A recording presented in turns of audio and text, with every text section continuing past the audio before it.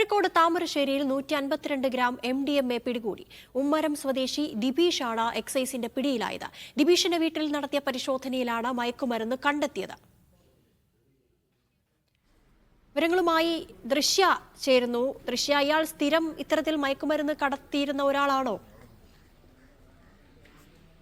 ആതിര, ഇയാളുടെ മയക്കുമരുന്ന് സംഘവുമായി ബന്ധപ്പെട്ടുള്ള തിരച്ചിൽ നടക്കുകയാണ്. അന്വേഷണം നടന്നുകൊണ്ടിരിക്കുകയാണ്. ഇന്ന് പുലർച്ചെയായിരുന്നു ഇയാളുടെ വീട്ടിൽ രഹസ്യ വിവരത്തെ തുടർന്ന് നടത്തിയ പരിശോധനയിലാണ് ഇത്രയും അധികം മയക്കുമരുന്ന് കണ്ടെത്തിയത്. 150 ഗ്രാം MDMAയും 450 ഗ്രാം കഞ്ചാവുമാണ് ഈ ഉമ്മര സ്വദേശിയായ ദീപേഷിന്റെ വീട്ടിൽ നിന്ന് എക്സൈസ് റെയ്ഡിൽ പിടികൂടിയത്.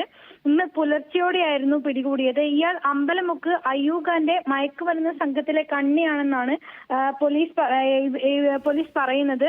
അതുകൊണ്ട് തന്നെ ഈ എക്സൈസും പോലീസ് സംഘവും ചേർന്ന് ഇവരുടെ ഈ മയക്കുമരുന്നിന്റെ ഉറവിടം കണ്ടെത്താനുള്ള അന്വേഷണം നടത്തുകയാണ്. വളരെ പെട്ടെന്ന് തന്നെ ഇതിന്റെ ഉറവിടം കണ്ടെത്തുമെന്നാണ് ഈ എക്സൈസിൽ നിന്നുള്ള റിപ്പോർട്ട്. ആതിര, ശരി, വിവരങ്ങൾ നൽകിയത് ദൃശ്യ.